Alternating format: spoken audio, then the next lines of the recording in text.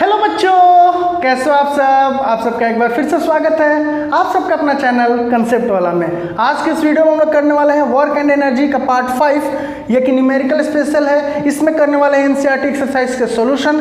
Part 1 NCERT exercise के solution का already हम लोग कर चुके हैं। उसमें क्वेश्चन नंबर 1 to 11 तक किए थे। उस वीडियो का लिंक आपको डिस्क्रिप्शन बॉक्स और आई बटन दोनों में मिल जाएगा, तो उस वीडियो को आप लोग जरूर देखिएगा।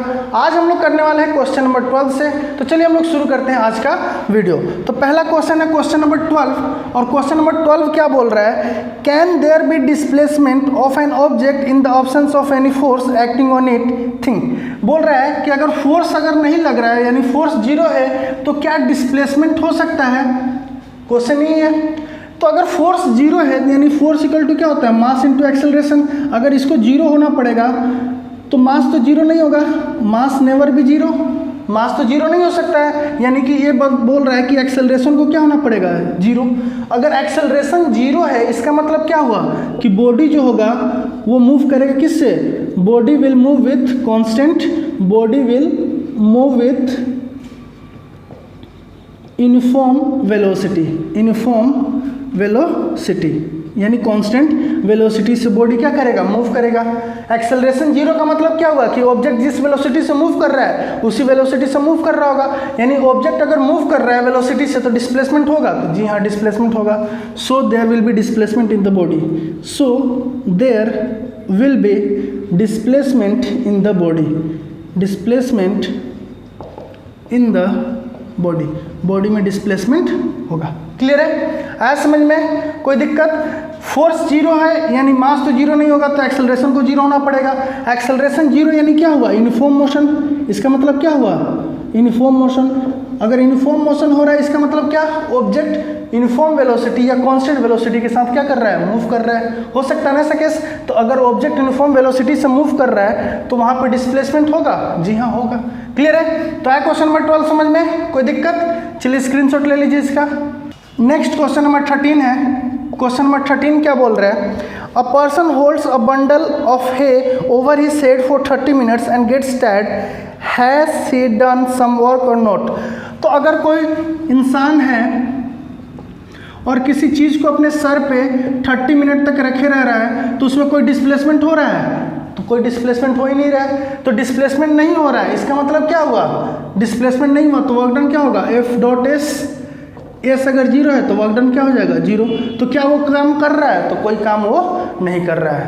क्लियर है, वर्क डन कब होगा, जब ऑब्जेक्ट में डिस्प्लेसमेंट होगा। क्लियर है, होगा ना, ये चीज़ ऑलरेडी हम लोग डिस्कस कर चुके हैं। तो इस इंसान के द्वारा कोई वर्क डन होगा, नहीं होगा। क्यों, क्योंकि यहाँ पे कोई डिस्प्लेसमेंट नहीं हो रहा, वो तो खड़ा है ना, खड़ा है तो ऑब्जेक्ट क्या है, उसी पोजीशन पे है, तो डिस्प्लेसमेंट नहीं हो रहा है। तो डिस्प्लेसमेंट नहीं हो रहा है तो वर्क डन भी नहीं होगा।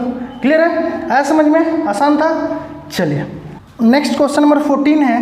क्वेश्चन नंबर 14 क्या बोल रहा है, an electric heater is rated 1500 watt, how much energy does it use in 10 hours. यानी हमें दे रखा है पावर कितना, 1500 वाट, और टाइम दे रखा है 10 आवर। हमसे क्या पूछ रहा है, एनर्जी कितना होगा। तो पावर इक्वल टू होता है वर्क डन अपन टाइम, वर्क डन यानी कि एनर्जी अपन टाइम भी हो सकता है। तो एनर्जी इक्वल टू क्या होगा, पावर इंटू टाइम। पावर का यूनिट वाट, ठीक है। टाइम का यूनिट क्या होता है, सेकंड। टाइम का यूनिट क्या होगा, सेकंड। यानी आवर को क्या करेंगे हम लोग, सेकंड में चेंज कर देंगे। तो ये कितना हो जाएगा, 3600 इंटू 10, तो 36 और 30 सेकेंड। क्लियर है, अब हम लोग एनर्जी निकालना है। तो एनर्जी इक्वल टू क्या होगा, पावर हो जाएगा 1500 और वो हो जाएगा 3600, सॉरी 3600 नहीं 36,000। अब क्या करेंगे हम लोग, मल्टीप्लाई कर देंगे। तो ये कितना हो जाएगा, 36 18 54 और 2 यहाँ पे और 3 यहाँ पे, तो 10 टू पावर 5। और एनर्जी का यूनिट क्या हो जाएगा, जूल। तो ई इक्वल टू हम लोग स्टैंडर्ड फॉर्म में लिखेंगे तो 5.4 into 10 to power 6 joule. Clear है, आया समझ में, कोई दिक्कत। एनर्जी हमसे पूछा था, पावर दे रखा था, तो power equal to work upon time होता है, तो एनर्जी अपन टाइम भी होगा। और एनर्जी इक्वल टू क्या हो जाएगा, पावर इंटू टाइम।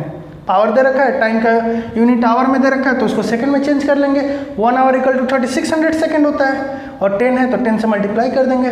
आया समझ में, कोई दिक्कत। चलिए ले लीजिए स्क्रीनशॉट।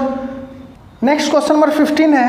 क्वेश्चन नंबर 15 क्या बोल रहा है, illustrate the law of conservation of energy by discussing the energy changes which occur when we draw a pendulum bob to one side and allow it to oscillate. Why does the bob eventually comes to rest? What happens to its energy eventually? Is it a violation of law of conservation of energy? तो हम लोग को अच्छे से पता है pendulum के बारे में, ये हमारा स्ट्रिंग है, ये बॉब है और इस सेटअप को हम लोग बोलते हैं पेंडुलम।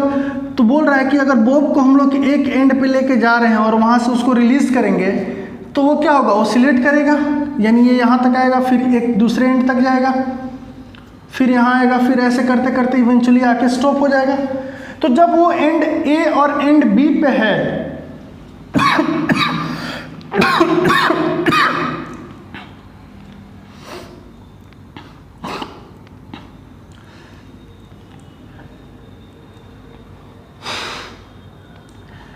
तो इस एंड पे इनिशियली वेलोसिटी कितना है, 0, और जब यहाँ से ये बढ़ना शुरू किया, इसके तरफ जाना शुरू किया तो वेलोसिटी क्या होगा, बढ़ेगा, बढ़ते बढ़ते बढ़ते यहाँ पे जाके फिर से यहाँ भी वेलोसिटी क्या हो जाएगा, 0। इस दोनों एंड पे हाइट जो होगा वो क्या होगा, h, यहाँ भी क्या होगा, h, यानी इस पोजीशन ए पे जो पोटेंशियल एनर्जी होगा वो किसके बराबर होगा, mgh, अगर मास को m मान रहे हैं, और काइनेटिक एनर्जी किसके बराबर होगा, 0। इस एंड पे आइएगा तो यहाँ भी पोटेंशियल एनर्जी किसके बराबर होगा, mgh, और काइनेटिक एनर्जी किसके बराबर होगा, 0, क्योंकि वेलोसिटी 0 है। यानी बेसिकली हो क्या रहा है, इस एंड से जैसे जैसे मीन पोजीशन पे जा रहा है, इस पोजीशन को हम लोग क्या बोलते हैं, मीन पोजीशन। तो मीन पोजीशन की तरफ जा रहा है तो इसका पोटेंशियल एनर्जी क्या हो रहा है, घट रहा है। यहाँ पे आने के बाद हाइट क्या हो गया, 0, तो यहाँ पे पोटेंशियल एनर्जी क्या हो जाएगा, 0, और काइनेटिक एनर्जी क्या हो जाएगा, मैक्सिमम। होगा या नहीं होगा, यानी कि पोटेंशियल एनर्जी घटा तो काइनेटिक एनर्जी में गेन हुआ। यानी इनिशियली जो टोटल क्या है, total energy at A total energy जो है वो एट बी और एट सी टोटल एनर्जी जितना है इन सब के क्या है, बराबर है। यहाँ पे क्या है, सिर्फ पोटेंशियल एनर्जी, यहाँ पे क्या है, सिर्फ काइनेटिक एनर्जी। तो जितना यहाँ पोटेंशियल लॉस हुआ वही किस फॉर्म में गेन हुआ है, काइनेटिक के फॉर्म में। फिर जैसे यहाँ पहुँचा तो पोटेंशियल क्या हो गया, मैक्सिमम, काइनेटिक क्या हो गया, 0। तो फिर से जो टोटल एनर्जी है क्या है, कॉन्स्टेंट। यानी टोटल एनर्जी हर पॉइंट पे क्या है, कॉन्स्टेंट। तो कॉन्स्टेंट है अगर टोटल एनर्जी, तो क्या ये वायलेट हो रहा है लॉ ऑफ कंजर्वेशन का, नहीं हो रहा है। तो यहाँ पे क्या हो रहा है, क्लियर है। तो एक्सट्रीम पोजीशन पे पोटेंशियल एनर्जी मैक्सिमम है, काइनेटिक एनर्जी 0 है, और मीन पोजीशन पे पोटेंशियल 0 है और काइनेटिक मैक्सिमम है। यानी जब एक्सट्रीम से मीन की तरफ आ रहा है तो पोटेंशियल घट रहा है, काइनेटिक बढ़ रहा है, और फिर जब मीन से एक्सट्रीम की तरफ जा रहा है तो काइनेटिक घट रहा है, पोटेंशियल बढ़ रहा है। ऐसे समझ में क्या हो रहा है, यहाँ पे कोई दिक्कत? तो यहाँ पे violation of law of energy हो रहा है तो नहीं, जितना यहाँ पे था टोटल एनर्जी उतना ही यहाँ भी है और उतना ही यहाँ भी है। कोई दिक्कत है समझ में, क्लियर है? चलिए नेक्स्ट क्वेश्चन नंबर 16 है। क्वेश्चन नंबर 16 क्या बोल रहा है, object of mass m is moving with velocity v, how much work should be done on the object in order to bring the object to the rest. तो object को rest में लाना है तो कितना वर्क डन करना पड़ेगा। तो उसके पास पहले क्या है, वेलोसिटी, वेलोसिटी को रेस्ट में लाना है और वर्क डन करना है। तो मैंने बोला था जब भी हमें मोशन का बात करे, वेलोसिटी दे और वर्क डन हमसे पूछे तो वहाँ पे जो वर्क डन होगा वो किस फॉर्म में होगा, काइनेटिक एनर्जी के फॉर्म में होगा या नहीं होगा। तो काइनेटिक एनर्जी क्या होगा, तो काइनेटिक एनर्जी होगा half m v square minus half m a square, यही होगा ना। तो इनिशियली वो क्या है, उसके पास वेलोसिटी कितना है अभी, तो काइनेटिक एनर्जी अगर इनिशियल निकालते हैं हम लोग तो इनिशियल काइनेटिक एनर्जी कितना हो जाएगा, हाफ एम, और उसकी इनिशियल वेलोसिटी भी दे रखा है। फाइनल काइनेटिक एनर्जी निकाल रहे हैं, काइनेटिक एनर्जी फाइनल निकालेंगे तो फाइनली उसको कहाँ पे लाना है, रेस्ट पे। फाइनली उसको कहाँ पे लाना है, रेस्ट पे। तो फाइनल काइनेटिक एनर्जी क्या है, 0, यानी हाफ इंटू एम इंटू 0 यानी कि 0। तो वर्क डन क्या होगा, तो वर्क डन होगा चेंज इन काइनेटिक एनर्जी। तो चेंज इन काइनेटिक एनर्जी कितना है, तो half m v square minus 0 यानी कि हाफ एम बी स्क्वायर। तो वर्क डन कितना हो जाएगा, half m v square. Work done किस फॉर्म में होगा, काइनेटिक एनर्जी के फॉर्म में। काइनेटिक एनर्जी क्या होता है, half m v square minus half m v square, final minus initial, यही होता था। अब इनिशियल काइनेटिक एनर्जी दे रखा है, इनिशियली वो उसका मास कितना दे रखा था m, और इनिशियल वेलोसिटी कितना दे रखा था उसका v के बराबर, दे रखा था ना इनिशियल वेलोसिटी, और फाइनल वेलोसिटी कितना दे रखा था, 0 दे रखा था। तो फाइनल काइनेटिक एनर्जी 0 हो जाएगा, initial half mv²। Work done क्या होगा, चेंज इन काइनेटिक एनर्जी, तो चेंज इन काइनेटिक एनर्जी कितना आ जाएगा, हाफ mv²। क्लियर है, कोई दिक्कत है समझ में? चलिए नेक्स्ट क्वेश्चन नंबर 17 है। क्वेश्चन नंबर 17 क्या बोल रहा है, calculate the work required to be done to stop a car of mass 1500 kg, 1500 kg mass दे रखा है, moving at a velocity of 60 kilometre per hour. तो वेलोसिटी कितना दे रखा है, इनिशियल वेलोसिटी दे रखा है कितना, 60 kilometre per our. Work done करना है क्या करने में, स्टॉप करने में, यानी फाइनल वेलोसिटी फिर से क्या हो गया, 0। तो ये तो किलोमीटर पर आवर है, तो इसको मीटर पर सेकंड में चेंज कर देंगे, और मीटर पर सेकंड चेंज करने के लिए क्या करेंगे, 60 × 5/18, यही करते हैं ना हम लोग। क्लियर है, तो 6 10 जा 6 3 जा, क्लियर है, तो हो जाएगा 50/3 मीटर पर सेकंड। अब यहाँ पे जो वर्क डन, फिर से वही क्वेश्चन, अभी लास्ट वाला क्वेश्चन वेलोसिटी का बात कर रखा है, वर्क डन पूछ रहा है, तो यहाँ भी वर्क डन जो होगा वो किसके बराबर होगा, तो चेंज इन काइनेटिक एनर्जी। तो काइनेटिक एनर्जी अगर इनिशियल निकालेंगे हम लोग, तो काइनेटिक एनर्जी इनिशियल कितना आएगा हमारा, तो हाफ, मास कितना है 1500, और वेलोसिटी कितना आया 50/3 का स्क्वायर। हो गया नहीं होगा, कोई दिक्कत?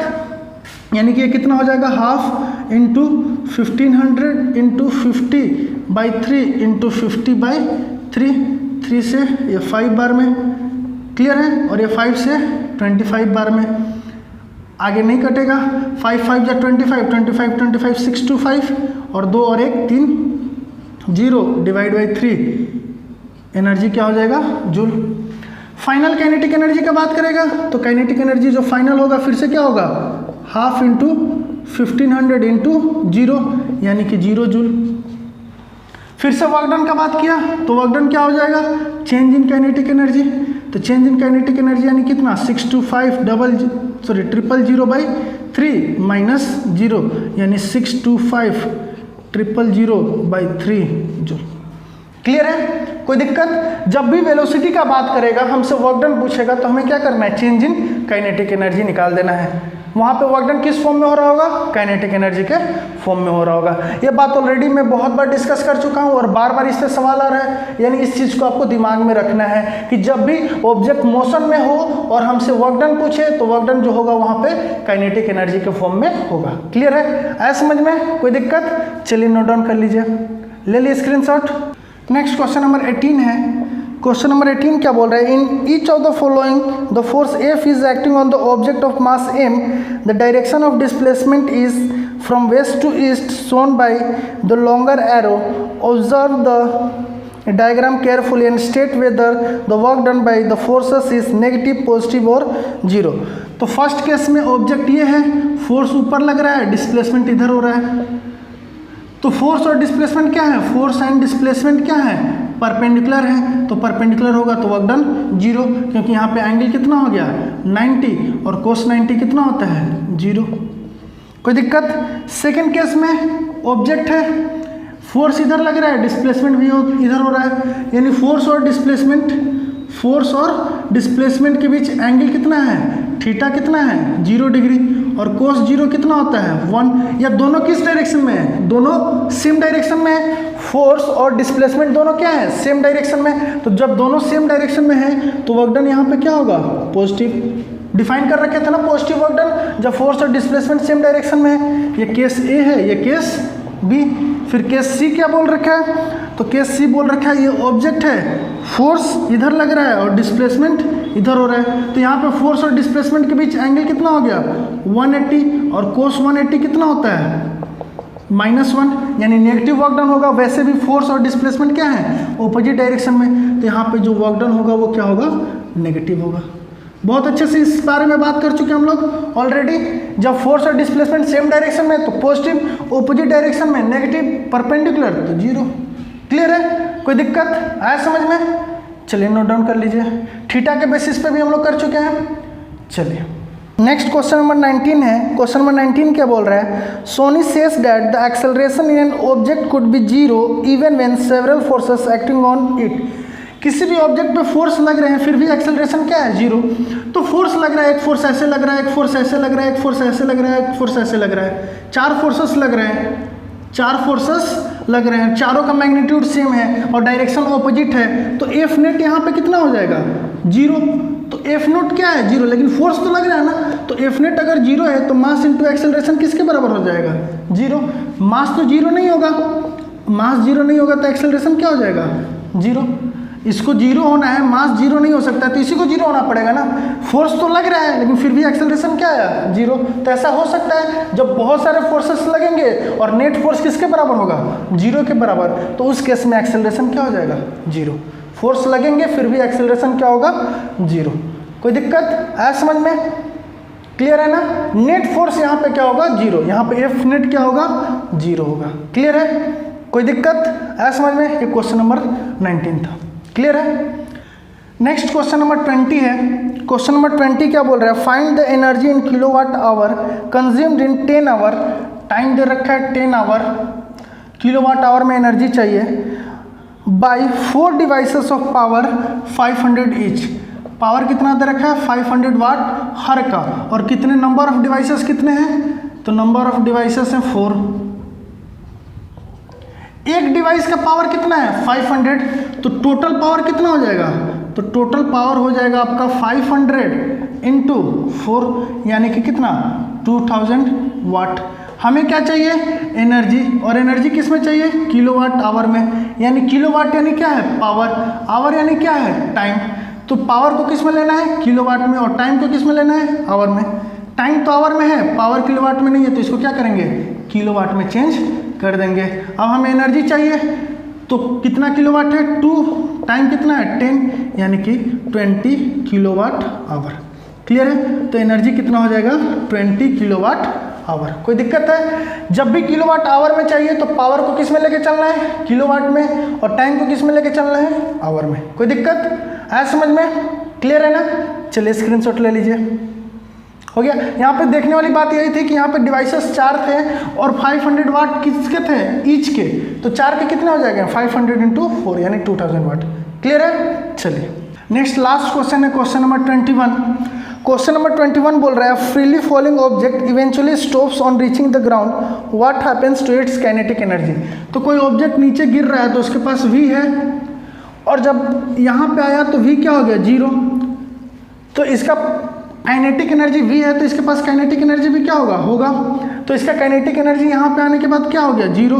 पोटेंशियल भी क्या है यहाँ पे, 0 है, हाइट तो है नहीं, ग्रेविटेशनल पोटेंशियल यहाँ पे क्या है, 0 है। तो क्या हुआ एनर्जी का, तो जो एनर्जी यहाँ पे आया तो कोलाइजन हुआ ना, टकराया, ये दो ग्राउंड के साथ क्या होगा, टकराएगा, तो कोलाइजन होने की वजह से वहाँ पे वो हीट एनर्जी में चेंज हो जाएगा। किस में चेंज हो जाएगा, हीट एनर्जी में। टकराने पे साउंड रिलीज होगा तो साउंड एनर्जी में, साउंड एनर्जी में। अगर शेप चेंज होता है तो शेप चेंज होगा तो पोटेंशियल एनर्जी में। कॉन्फ़िगरेशन की वजह से भी पोटेंशियल एनर्जी होता था ना, तो उसका शेप होगा तो उसमें क्या एनर्जी आ जाएगा, पोटेंशियल एनर्जी। तो जो काइनेटिक एनर्जी था वो हीट एनर्जी, साउंड एनर्जी और पोटेंशियल एनर्जी में क्या होगा, चेंज हो जाएगा। क्लियर है, आया समझ में। तो ये हम लोग का लास्ट क्वेश्चन था। होप आप लोग को वीडियो समझ में आया होगा, क्वेश्चन करने में मजा आया होगा। अगर मजा आया होगा तो वीडियो को लाइक कीजिएगा, फ्रेंड्स के साथ ज़्यादा से ज़्यादा शेयर कीजिएगा, चैनल को सब्सक्राइब कीजिएगा, बेल आइकन को प्रेस कीजिएगा, ताकि आगे आने वाले हर वीडियो का नोटिफिकेशन आपको मिलता रहे और आप कुछ ना कुछ सीखते रहे। Thank you.